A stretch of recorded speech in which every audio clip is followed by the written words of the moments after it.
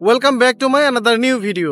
এই মুহূর্তে আমি রয়েছি মধুপুরের জলছত্রতে, যে জলছত্রকে আনারসের আতুর ঘর বলা হলেও এই জলছত্রতেই প্রচুর পরিমাণে চাষ হয়ে থাকে কলার।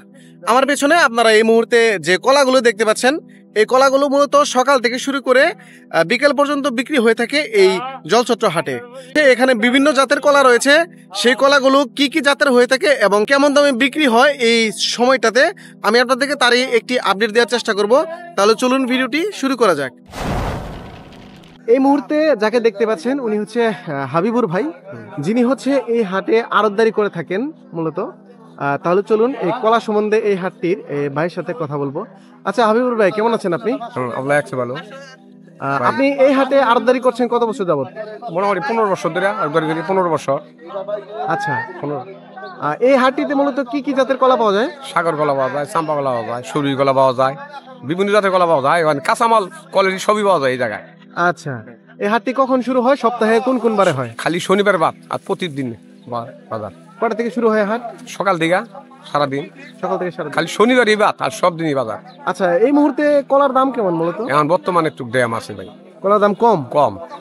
এই যে আমরা দেখতে পাচ্ছি এখানে যে একটা করা বড় করে একটা ছড়ি দেওয়া আছে, এই ছড়িগুলো 200 250 এক ছড়িতে কয় পিস কলা হইতে পারে? 30 আলি 35 আলি 30-35। তাহলে হালি কত করে পড়ে মোটামুটি? 10টা আলি কিনা পড়ে না। এটা কি সবজি কলার কথা বললেন? চাম্পা, চাম্পা। আর এই সবজি কলা যে 30 টাকা আলি কিনা পড়ে। 30 টাকা হালি। হ্যাঁ। আর সাগর কলাগুলা? সাগর কলা 20 আলি 15 আলি কিনতে পারে। যারা কৃষক রয়েছেন তাদের তো এই কলাটা চাষ করতে একটা নির্দিষ্ট খরচ হয়, কারণ কলা চাষটা এমনি হয় না। তো চাষ করে তারা যে খরচটা করতেছে আর যে বাজার মূল্য রয়েছে, এতে কি কৃষকদের অবস্থা কি একটু জানতে চাই।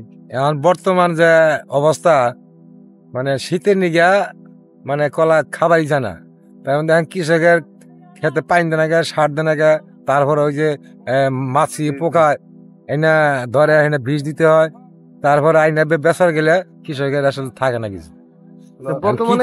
আমরা তো এলাম বেকার, এখন কৃষক মানে সংসারে গৃহস্থলী করতেই হয়। এই ছড়িটা আবাদ করতে একটা কৃষকের কয় টাকা খরচ হতে পারে? নিম্ন স্তরে 200 টাকা। এই ছড়িটা এখন বিক্রি করলে কত বিক্রি করা যাবে? এটা 300 হবো, 250-300।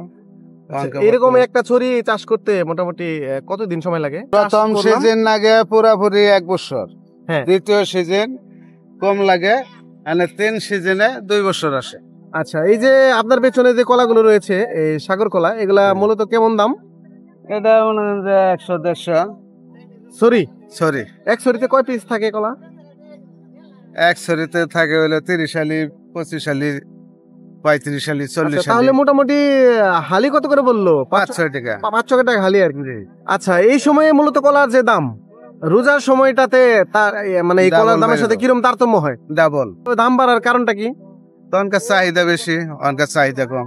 মধুপুরের জলছত্রে আনারসের পাশাপাশি প্রচুর পরিমাণে কলা চাষাবাদ হয়ে থাকে। তারই একটি নিদর্শন আপনারা দেখতে পেলেন। আমি কিছু চাষি, কিছু ব্যবসায়ীদের সাথে কথা বলে যেটা বুঝতে পারলাম, এই মুহূর্তে কলার খুবই ডাল সিজন যাচ্ছে, যেটি রোজার মধ্যেই ডাবল হয়ে যাবে।